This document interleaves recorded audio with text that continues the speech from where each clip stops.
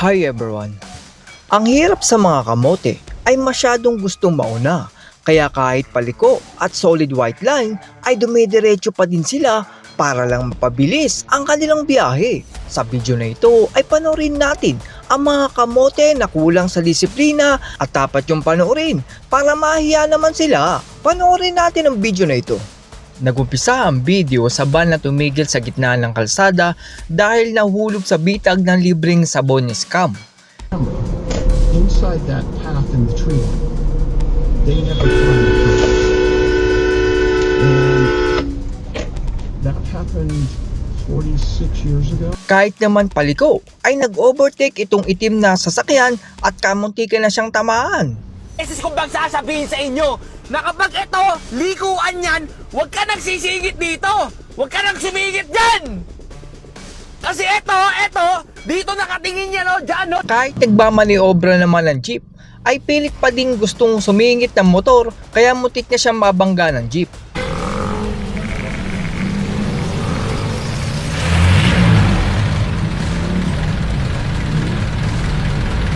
Alam mo, atras na eh. Yaman ko na pa. Kaya nga ako narito eh. Kaya nga atras eh.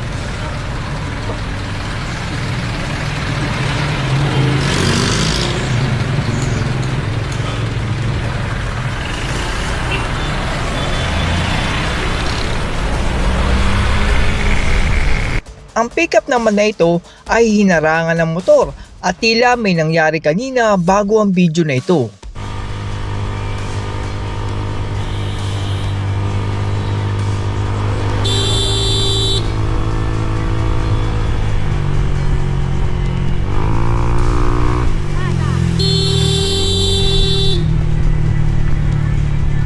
Gago, kita ka sa camera. Tanga ka, kita ka, gago. Ano?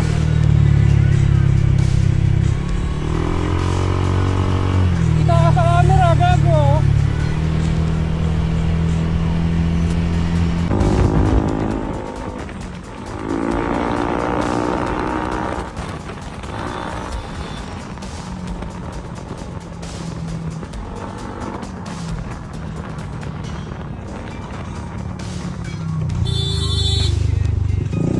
Gago, kita ka. Kita ka.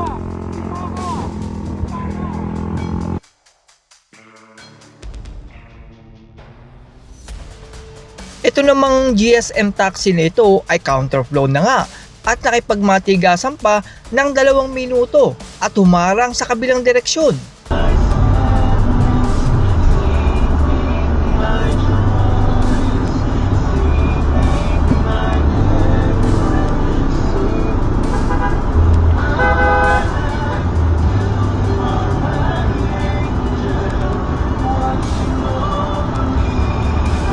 Pagkatapos ng 2 minuto ay bumalik na sa tamang direksyon ng taxi at ang sama pa ng kanyang tingin.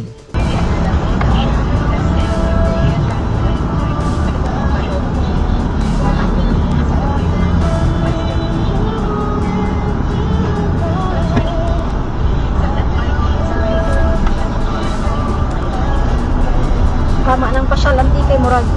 Delikado naman ang kasubitan ng 2 ito at pwede silang mabangga dahil wala silang ilaw. Oo, tingnan mo, oo, putang ina. Kabaklaan ng mga to.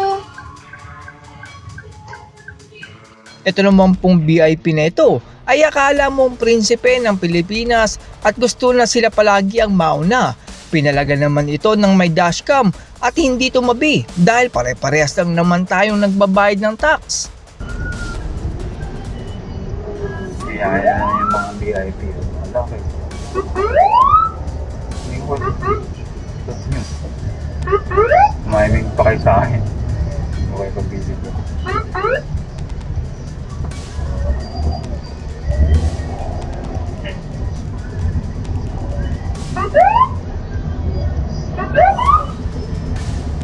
Sorry na lang kayo. VIP kayo. Agad. Bakit matter of life and death ba yan? Bada kayo dyan. Pa mag-a-adjust sa inyo. Videohan nyo nga. Tira niyo po. Video man. May video naman yan.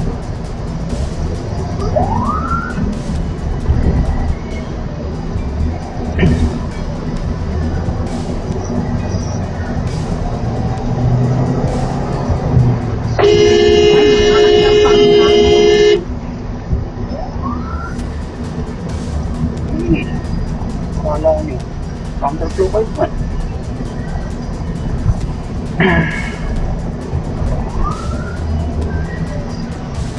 Ano, wawalisin nila? Wala mo kasi. Babawal yan. Ano yung signal ng kamay niya?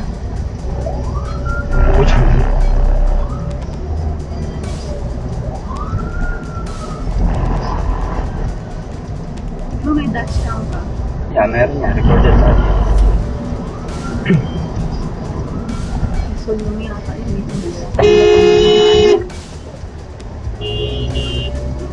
Hindi kisali naman itong ano. Ito naman pong GSM taxi na ito ay tila nagsiselfone at hindi naapakan ng preno.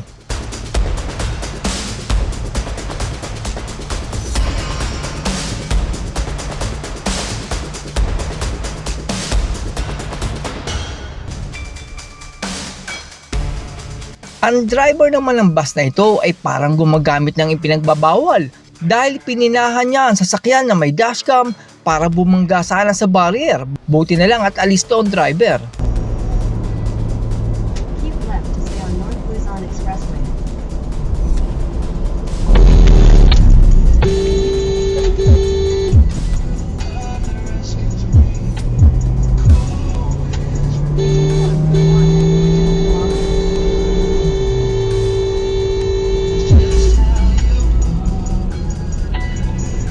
Ito naman pong bahay dito sa lugar na ito ay ang sikip na nga po ng kalsada tapos ginawa pang garahe. Hindi tuloy makadaan ng mga bumbero.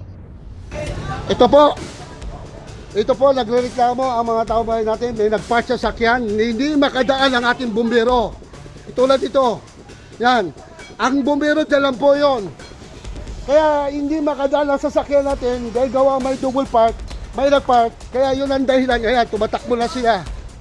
Dahil sa may mga parking. Kaya ituloy. Ako nagreklamo na eh. Damay na lahat. Yun na sa ginawa yan. Yan, tulad niya po, hindi makadaan ang bumbero dahil may nagpapas sa kalsada. Pag na to, nagagalit kayo. Nagagalit kayo sa amin. Ngayon may nasunog. Ngayon, ano nangyari? Oh, ano ginawa no?